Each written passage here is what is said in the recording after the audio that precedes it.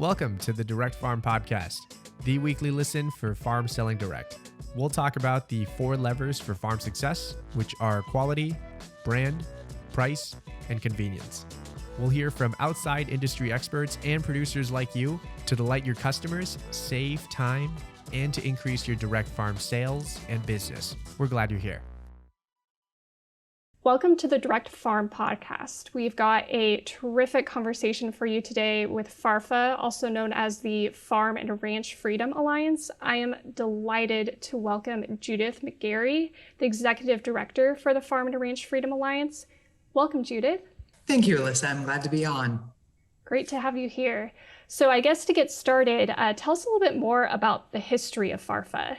So FARFA was created just over 15 years ago as a response to the National Animal ID System, which was a USDA plan to electronically tag and track every livestock animal in the country.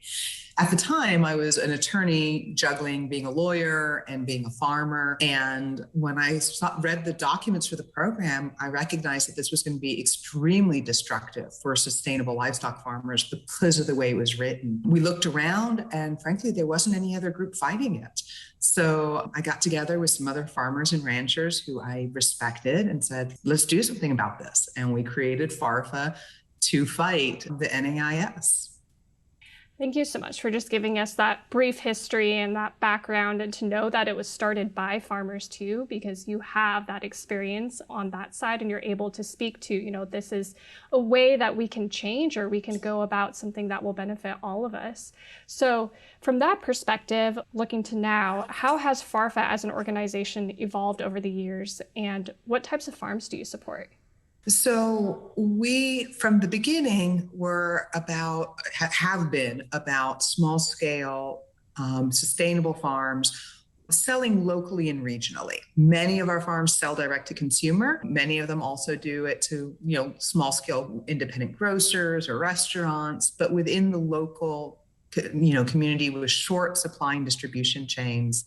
So when you're looking at all of your members across the board, I'm sure from time to time you survey them, you keep in touch with them, you see what's working. Okay, this is great information that we can continue to provide to you. Here's an area of improvement as well. So what are some of the beneficial aspects of FARFA membership?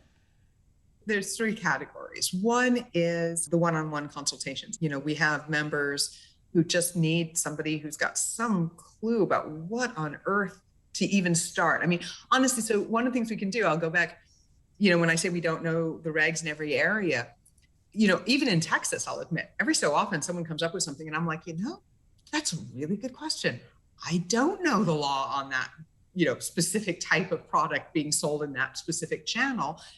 Here's how we can figure this out, because there really are these basic, simple steps. They're simple once you know them, as to how to work through the regulatory and legal system. But people aren't taught this, and the regulators won't teach you it either. So, that the one-on-one consultation where we have an answer or we can help you figure out how to find it is a huge benefit that I know I get a lot of positive feedback from our folks on the value of that. There's also a very diffuse benefit, but an important one, which is you're supporting the organization that has, for instance, kept the farmers from having to comply with regulations. FDA's estimate of what it would cost for a small farm to comply with the produce safety regulation was in the $20,000 to $30,000 range per year. The work we do saves farmers immense amounts of money from having, from the prevention of bad regulations that they would have to be complying with. And then the last is, information and support generally. We put out a quarterly newsletter. We're letting people know what's going on. We teach them how to be effective advocates for themselves. We put on an annual conference that has information on everything from how to be, raising livestock in your crops to also, the financial and the marketing and all of these aspects that go into success for a small farm or food business. Tell us more about your conference. So the conference, this will be our 15th year. Wow. It's our third year partnering with the Small Producers Initiative at Texas State University, which is where now it's, physically it's held. It's in San Marcos, Texas, since we're partnering with the university there. We got our fingers crossed hard for an in-person event the first week of August. And we do have backup plans for an outdoor event in October, because I believe in contingency planning. And after last year, one way or another, it's going to be in person. It's either going to be in August indoors at Texas State University, or it'll be outdoors, end of October at a location we're working with. It's a great place. I mean, everyone, I think, has been to a conference or another. And one of the things that's true, I think, on all of these conferences is just the opportunity to connect with the community and just come away and realize you're not the only lunatic who thinks that farming this way and marketing this way is a good idea. And I think that's a huge value, in addition to all the information you can learn about the full spectrum of, how you can improve your business,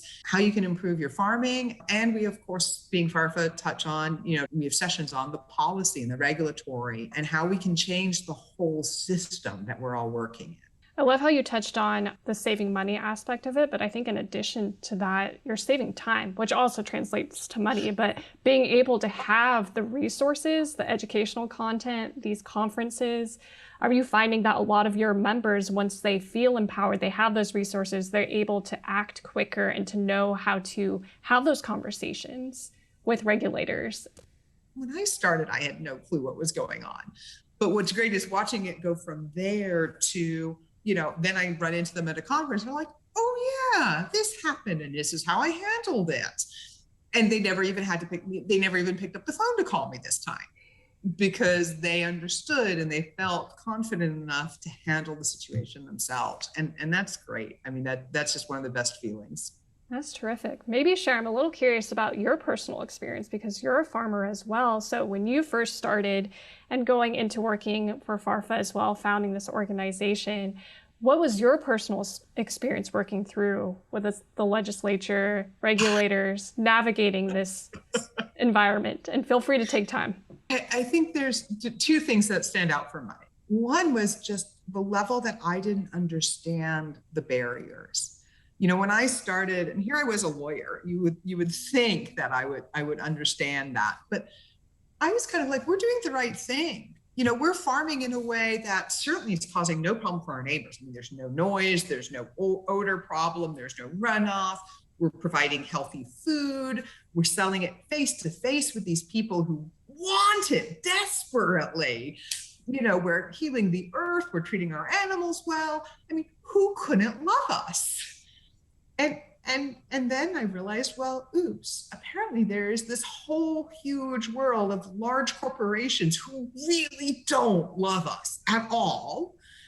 And they worked for decades to develop a regulatory scheme and teach regulators to be scared of us and think we're the problem. That wasn't a quick realization. I mean, that's not a statement I make casually. It is a statement I make after 15 years of really watching these dynamics. I'll even use a specific example of a bill that we're doing right now. We're trying to get ungraded eggs to be able to be sold to restaurants and retailers. Well, USDA's own materials, it's all of the science and even regulatory statements are that grading has nothing to do with food safety. It doesn't address foodborne illness. It's a marketing issue. And I watch the industry and I literally can hear the lobbyists, these are the conversations I hear him having with legislators. Well, yes, technically there's no foodborne illness, food safety aspect, but what if those ungraded eggs from those farmers cause an outbreak and it causes a problem, blowback for our industry? And I'm like, I'm sorry, I'm really having trouble with this logic. You just admitted it's not a foodborne illness outbreak, but you really are doing your damnedest to convince these legislators that it actually is a food safety issue, and they're going to be hurting people if they let our small farmers have this opportunity. And that is the conversation we hear over and over and over in all sorts of areas. And so we have to have an effective voice in response. We have to be there talking about why what we're doing is something everyone should love, why what we're doing is good for the planet, good for human health, good for animal welfare. Because if we don't, we're going to get run over. And we've seen it, and we've gotten run over many, many times over the decades, and still occasionally now, because it takes time to build that power and be able to be an effective voice and counter. In this time too, like you mentioned, some of your membership, they're consumers, they're supporters as well. So I'm sure having people on the other side to be able to speak to, I care where my food comes from. I want to buy local from a family farmer in my area. That helps speak to the importance of sustainability and taking care of the land and all those aspects that you mentioned as well. Absolutely. And that's one of the things we encourage our farmers is to not feel like they have to fight things alone. One of the things, if you're selling direct, one of the things you've already learned is how to build relationships with your customers. That's part of being a direct marketing farmer. Well, if there's an issue, a regulatory issue, use those relationships. And, that's not a bad thing. These people who buy food from us as farmers want us to stay in business. They don't want their farmers going out of business. They don't want our farmers having to spend time or spend money and have, on things that shouldn't be happening. Give them the opportunity to step up and help and be part of this movement in that way. Are you finding within the past year that a lot of the farms and ranchers are having a closer relationship with their buyers and consumers as people kind of start to buy more local? Or have you noticed a shift or a change, like you mentioned, with people being more aware or more concerned about where does my food come from? I think what I'm seeing is the beginnings. I wouldn't say it's necessarily stronger relationships, it's more relationships. So we've had for a long time, sort of the hardcore local buying community. And then what happened with COVID is all of a sudden, like a lot of the rest of the country was like, oh no, wait, grocery store shelves don't magically fill themselves? What? And some segment of them went, I think I've heard about this farm, just outside town. I need to go check this out. And so I don't know that those are strong relationships yet. It takes time to build strong relationships, but I think they have the potential to be. I remember reading about how Target and other companies spend a lot to try to identify when somebody is about to have a baby, because when there's a big shift in someone's life, you can permanently change their buying habits. Like it's the opportunity that their habits are about to get broken because they're about to become new parents. And if you can catch them then, you can make a loyal Target buyer out of them. In some ways, that's the same situation here. We had a lot of people whose habits were deeply disrupted. I don't make light of it in any way. I mean, COVID was so disruptive on so many levels for everyone in this country. And there's an opportunity in that. There's an opportunity because it broke people out of their patterns, out of their habits. And now we have to build the relationships and help them to understand not only that the conventional food system is fragile, as they saw, but look at all of the great things that a local resilient food system can offer. I think that's so important to focus on resilience because I think, like you mentioned, this past year, no one was prepared. We were all, caught off guard and trying to figure out a way to support, local business, especially local farmers in this time, and knowing grocery store shelves, they're empty. What do we do now? And there's, that sort of panic there. So among your members, what would you say was a common thread or a conversation that you would have this past year, just reflecting back on the pandemic, trying to figure out next steps and how to navigate this uncertain time? A lot of our farmers have struggled with how much certainty to put into these new relationships. Do you scale up? Do you take this opportunity? Do you assume that that customer base is going to stay there? And I think that equation is different for each one. I don't think there's a single answer that's going to apply for every farmer. I think you have to assess those new customers and what the lay of the land is in your area as to what percentage of them are going to stay with you as things return to normal. And I think by now people are already getting a good sense of that. But that was the big question, I think, March, April, May, June. Like, what do I make of this demand level and what do I do with it? There's certainly still, even now, there's this very significant continued interest in more resilient foods. And I've seen our farmers talking a lot more with people, doing steps also like diversifying more and making sure, trying to put themselves in a position where they have a larger set of offerings so that they're able to provide people with more of a grocery experience. Diversification has always been something we've talked about in our movement, and I think it's stronger now. People are seeing this real advantage of, well, we have this opportunity to get these customers to stay with us if we can keep providing them with the range of foods that they're looking for, which can also mean moving into value added, moving into, and this is where the cottage food laws that are in almost every state come in handy, because you can take your products and make value added products without necessarily having to invest in a commercial kitchen and expensive permits. You can try that out, find out what appeals to your customers. So we've always encouraged that sort of diversification. And I think it's, even more important now in terms of capturing and holding that customer base. I think we found on our end as well that diversifying your products, the value added products, not only what can you raise on your farm, but also other farms that you can partner with, and not being afraid of those partnerships or collaborating with other businesses in the area to know that there's benefit to that. I feel like in this time, especially, buyers are looking for that convenience, and they're looking for, like you said, that one-stop shop, the grocery store experience through these farms, these local farms. So knowing that that's an option, trying to have the buyers be able to have that need, but also the farmers. Our movement started heavily on a very much sort of go it alone attitude. And to some extent that's inherent almost in farming. My husband and I mean, there's just so many things that happen on your farm and you have to deal with them as they come up. So if you aren't at least to some extent a go it alone person, you're probably not going to be in farming. It's the nature of farming. But we do need it to also be about community. We need to strike that best of both worlds, where the rugged individuality, the go it alone is certainly a part of farming. But let's not feel like we have to be everything and do everything ourselves. Let's work with our neighbors. Let's work with other farmers. They may not physically be neighbors, but you've got some in your region. You have fellow producers at the farmers markets. And let's also look at it again as a community. And how do we engage our customers so that they're not just customers?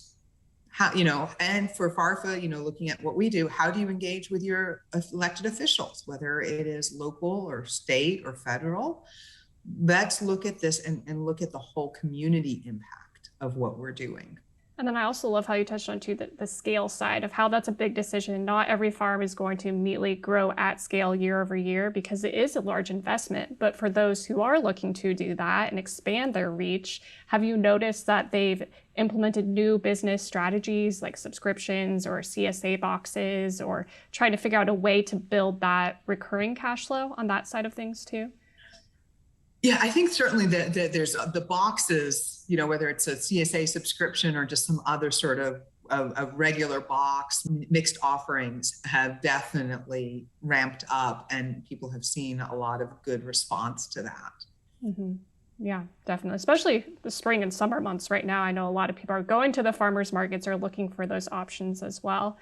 So thinking ahead now, I know we talked about the past year, how uncertain it was, but even looking into the future, no one has that crystal ball. We're like, oh, we know what's going to happen in a month or 2 months from now. So when you're talking to your members, how are you preparing them for the future? Just being able to pivot or anticipate, something, the unknowns of what could happen in their. Part of it is what we've already said, which is diversification, just having different options, including in how and who you sell to. Our members who are hardest hit by COVID were the ones that were heavily reliant on the restaurant sales. They built their model around being the source for the local sourcing restaurants.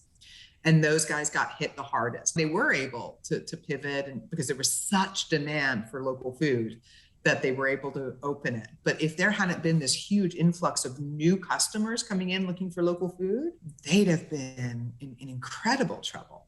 So diversifying not just the product offerings, but how, who you sell to and how you think about selling to them without pulling yourself into a million different pieces. So I do want to, the caveat is you do have to have some sanity and the ability to not feel like you're spending 24/7 creating every possible new niche that you have. It's a balance that you're going to have to strike. I'd also say, we're encouraging people to think long long-term about what sort of changes are needed to make these systems work better. This goes back almost to your very first question about what FARFA did when we started and what we do now. The first several years of what we did, first with Animal ID and then with the Food Safety Modernization Act, were really serious damage control. How do we keep first USDA and then Congress and FDA from coming up with regs that are just going to decimate livestock and produce farms? And we're still watching for those things. Don't get me wrong. Unfortunately, it's not like we can say, oh, it's done, it's never coming back. But now what we look at more is where are the roadblocks that could be removed? And how do we prioritize those? Because we're not going to be able to fix all of them. We're not going to be able to change all of it. Where are the pressure points? Where are the bottlenecks that are keeping people from being able to either expand their business, to have security that their business is stable even and sustainable over the long run? Where are those problems? And we have that conversation with our members a lot. And I think we need people to, I'd love for people to engage with us, with FARFA, but also, whether you're a member or not a member, do that analysis in your own head and go talk to your legislators about it. Go talk to them now, while it's still fresh in their heads, that the conventional food system didn't really work very well in a crisis. Before they forget that, before that becomes too distant of a memory, go to them and say, you know what, when those grocery store shelves were empty, I was still able to sell food locally. I was still feeding this community. And I'd be able to do a much better job at that if I didn't need a grading license for my eggs, if we improve access to small scale processors and I could use a custom processor, whatever it is. Those are two that I hear a lot, but whatever it is, take that to them now while it's fresh in their heads, and let's start trying to hit and remove some of those bottlenecks for our movement. Looking back on this past year, or even within the last few months, do you have a farmer success story in mind that you can share with us? I laugh a little bit because the last 2 months have been Texas legislative session. So, I literally have moved out of my home into, a place near the Capitol because that's all I do. So changing your time frame a little bit, let me answer that. I'll share a couple of stories. One that predates it quite a bit, but is a good story about the impact people can have at any time by approaching their legislators. I had been trying to get this bill introduced about grading eggs and allowing the sale of ungraded eggs, and had been just having a tough time finding a bill sponsor who was like, eggs grading? What? Legislators are like, what are you talking about, huh? And no one was interested. And then literally I talked to a farmer, and he had this great business plan. He'd gotten started. He had no idea about this grading requirement, and he ran smack dab, head first into this barrier, and it was about to just completely undercut the whole way he was building his business. And we talked, and I was like, okay, here's your legislator's name, here's their staffer, here's what you want to talk to them about, go talk to them. And the bill gets filed. Wow. And now we have a whole battle in front of us to try to get it passed. But that's, literally it was that constituent call that made that legislator go, oh, yeah, that makes sense. That now I understand why FARFA has been tapping on my shoulder, asking me to sponsor this bill. Okay, I'll do it. We also have seen, not so much for farmers, but I do think it shows the difference COVID made. There's been a bill for several sessions that keeps dying and has really sort of been a joke at the Capitol about backyard chickens. Allowing people to have backyard chickens without restrictions by the cities. And it's been literally kind of laughed at and sort of one of these like, oh, isn't this cute and funny? And then this session, we brought it as a home food security bill about gardens, chickens, rabbits, literally people being able to raise food for themselves. And the attitude towards it is completely different. It is not a joke. People are not making fun of it. There's opposition, and we may or may not be able to get it passed, but there's also very significant support from people who see it as a serious issue. And the reason they see it as a serious issue is because of what's happened, in the last year with COVID and the food system. So, I think there really is a shift. And we're seeing that at the federal level. We're seeing more interest in antitrust issues because of the meat packers. We're seeing more interest in meat processing for small scale producers. There is an awareness that we absolutely have an opportunity that I certainly haven't seen anything like it in my 15 years of working on policy and food.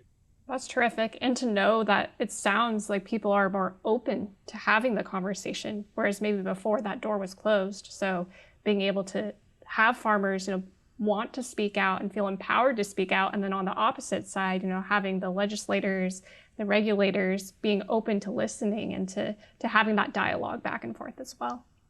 It feels weird to say this because, again, it's been such a difficult year on so many levels, but I am more optimistic about the potential for really making significant changes to support, small local farms and regenerative agriculture than I've been at any time that I've been doing this work. That's really inspiring. It's so important for people to be passionate, about where their food comes from. And then for the producers to be like, great, we have that food, let's sell it to you, and be able to have, like you said, that community aspect on the government level, but also through consumers and producers too, to be able to interact cohesively together. So before we sign off, is there one final piece of advice that you would like to share with farmers? Get involved. I know farming is long hours and hard work. I know it. I live it. It is one of the hardest jobs out there. And it is so vital for our farmers to be in these conversations, to be talking not just about the food they sell, as important as that is, but talking about the difference it makes for their neighbors, for their rural communities, for the human health, whatever the aspects are that called you into this. And we all have reasons we went into this that we're passionate about. Be sharing those reasons also and get engaged at whatever level it is, local, state, federal, because your path will be easier if we can make those changes. It'll never be easy to farm. That's not in the definition of farming, but we can make it less difficult with more farmer voices coming forward and talking about why we should need these changes and what those changes are. And no one knows better than the farmers themselves what changes are actually needed. And I guess I have one final question for you, personal question. Why farming? What is it about farming that you're passionate about? So for me, it started for the environmental reasons. I was an environmentalist, but I always struggled as an environmentalist with just the reality of, and a philosophical belief that we can't just shut people out of nature. It's not going to work. And I didn't think it was the right path. And so much of traditional environmentalism was about sort of separating people from the natural world. There was just a lot of it. And so when I found sustainable agriculture, the first thing that called to me was this amazing opportunity of healing land, having biodiverse, rich ecosystems that were providing food for humanity. I mean, that's incredible. And then when you layer on top of that the same system, the same way to farm makes the food more nutritious for people. It helps small businesses. It can reinvigorate local economies. It's more humane for the animals. It's more natural for the animals. And you just start ticking this list off and you're like, this isn't a zero-sum game. Thanks to the energy we get from the sun and the ability of plants to harvest that energy, this isn't a zero-sum game. What we can do with this type of agriculture is heal soil, heal plants, heal animals, heal people, heal communities. And I don't really know of any other area where you can look at something and go, there's no downside. The only downside is some corporations lose their profit margin.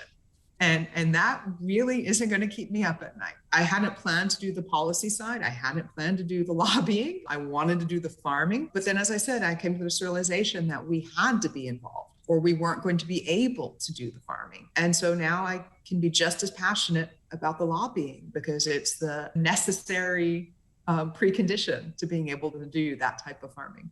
That's great. And just to hear your heart behind it as well, too, as a farmer, but also on the policy side, like you mentioned, how that is the necessary part of getting to, the root of it all, or kind of where it all starts for everybody in the farming. So thank you so much, Judith, for joining us today. Great having you. Thank you for having me on. It's been a pleasure. I also want to thank the entire membership at FARFA. Here at Barn to Door, we are delighted to partner with organizations like FARFA to support family and farmers in all 50 states. For more information on FARFA, you can visit farmandranchfreedom.org. And to learn more about Barn to Door, including access to numerous free resources and best practices for your farm, you can go to barntodoor.com/resources. Thank you for tuning in, and we will see you next time.